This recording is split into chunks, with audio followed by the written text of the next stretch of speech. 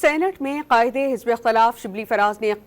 اقوام متحدہ کی رپورٹ کو پی ٹی آئی کے مواقف کی حمایت قرار دیا اور دعویٰ کیا کہ ملک میں بحران کی وجہ سیاسی عدم استحکام اور دھاندلی زدہ انتخابات ہیں۔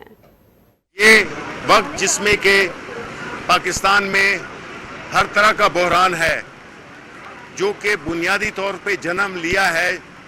سیاسی عدم استحکام کو، وہ جو یہ انتخابات ہوئے، وہ انتخابات جس کی ساری دنیا میں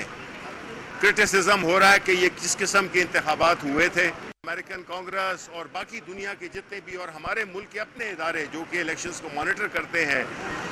انہوں نے آپ کہا ہے کہ یہ اس کو ہمیں کیس سٹڈی بنائیں گے، یعنی بدقسمتی سے پاکستان کے الیکشنز